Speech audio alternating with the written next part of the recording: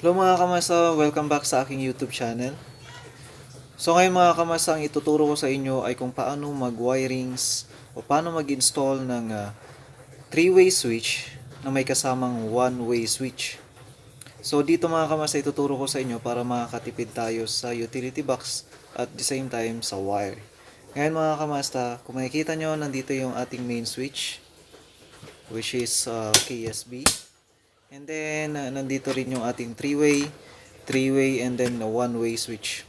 Ngayon, ang gagamitin natin, kalimitan ng ating mga ginagamit ay hindi tayo nag-i-splice, kundi itong connector na to. Para makita natin maigi at para maipaliwanag ko sa inyo ng maigi. So, may ilaw tayo na dalawa dito. Ito ay para sa 1-way switch at ito ay para sa 3-way switch natin. So, ngayon mga kamasa, kung makikita ninyo, nakaline na tayo ng para dun sa main entrance natin, which is ito yung ginagamit natin na main entrance. Ipla-plug lang natin siya. So ayan, papakita ko lamang mga kamasta, no?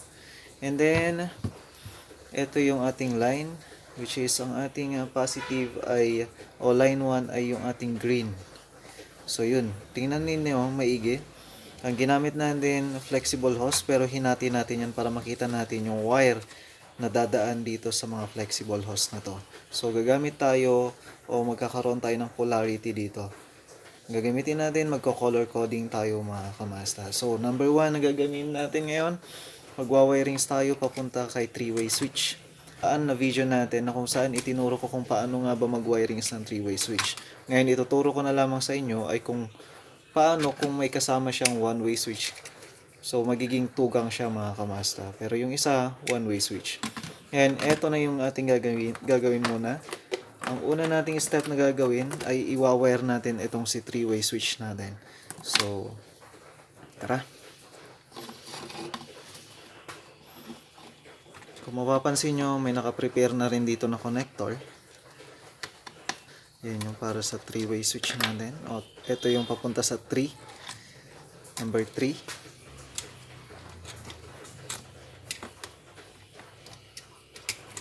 And then, sa kabila naman, susundin natin si number 3 ulit.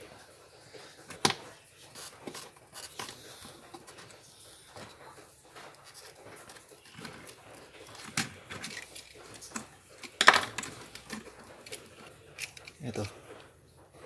Yun yung number 3 natin mga kamasta, no?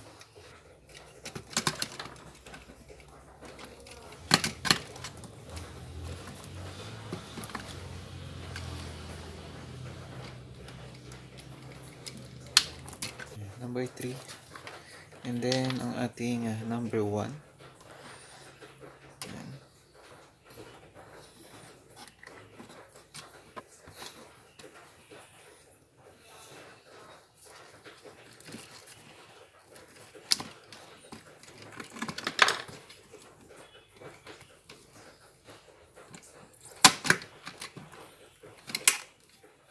Sunod.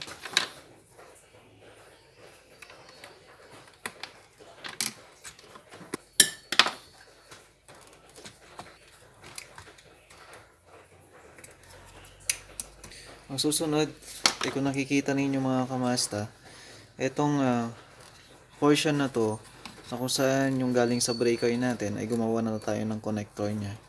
Na kung saan yung isa naka-jumper na dito yung ground niya. Ito yung ground natin, yung kulay dilaw.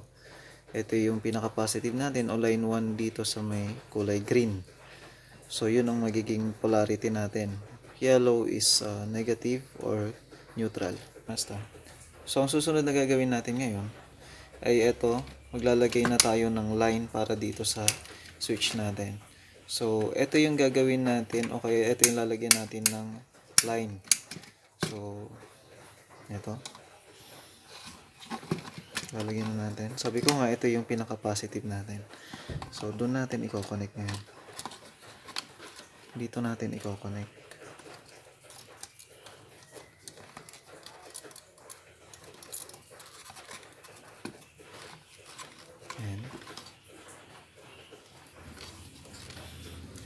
And then, pupunta natin ngayon dito sa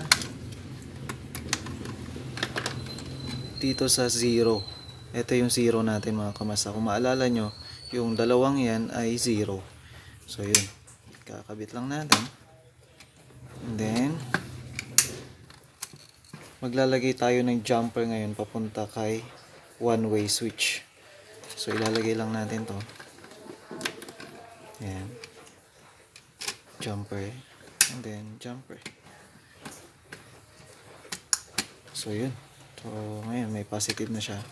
So balik rin natin para makita ni Mikey. Ang susunod naman natin gagawin ay itong return na ito. Yung return natin para dito. Papunta sa ilaw na natin ito mga kamasta. So isipin na lang natin ito ay ginagamitan natin ng splicing, which is ang ginamit ko kasi mga connector para makita natin maigi. Ayan. And then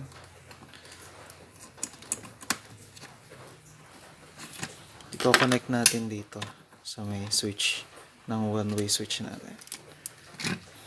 So yung green na yan ay magiging silbing line yan. Pag in-on mo dito, magiging line na siya. Magiging return papunta dun sa ilaw natin. So yun, pawiringan natin ngayon yung ilaw natin mga kamasta. So ito nga.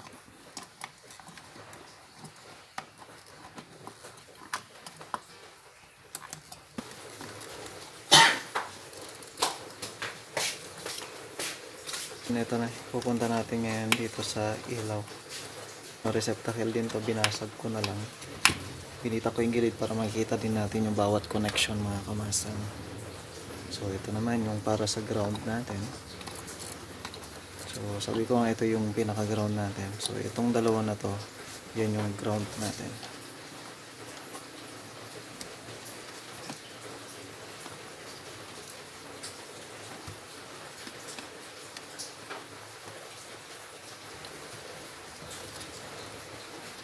So lagay natin ngayon dito.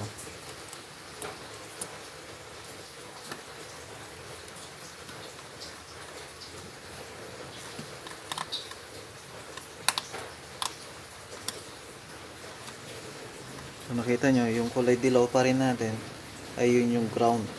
Yung green natin, yun yung pinaka return na papunta dun sa switch natin ng one-way switch. Ngayon dito tayo ngayon sa kabila. Dito sa switch na to. So ang kulang na lang dito is yung 0 natin papunta kay light. So gawin na natin.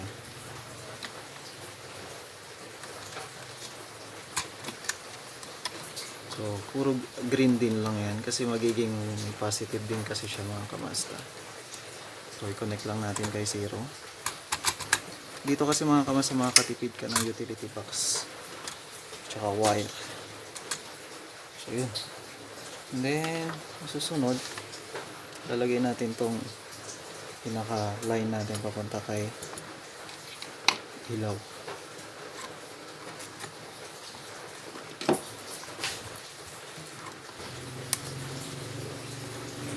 Connect na lang natin siya dito.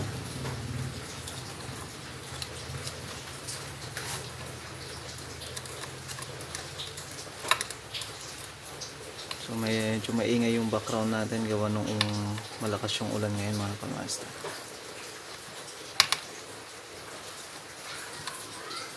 Ayan, yung ground natin kulay dilaw pa rin yan.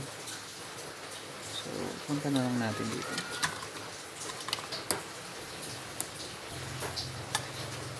Ayan, dito ulit sa may ilaw.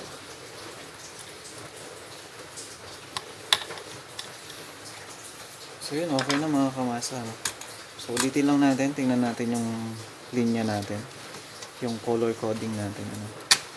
So yung blue tsaka white na yan ay yung ito yung 3 natin, and then ito yung 1 natin, yung dilaw ay yung white, ito.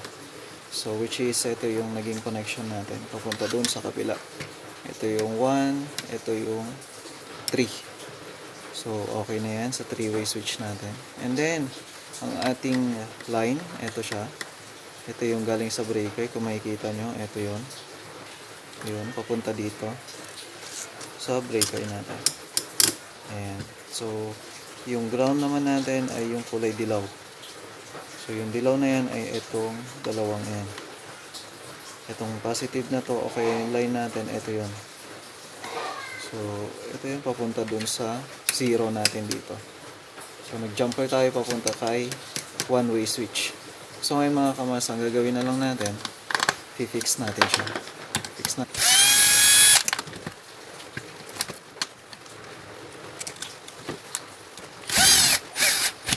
Para makita nyo na maigi.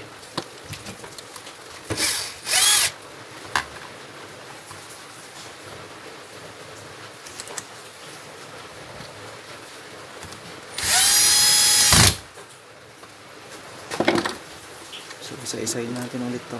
Tingnan natin yung ground. Ayan. Okay na. Testing natin mga kamasa. So ito yung plug natin. Yung plug natin mga kamasa. Plug ko na siya. So okay na, may ilaw na naman na siya. Ito yung para sa one-way switch natin. Ito yung para sa three-way switch natin.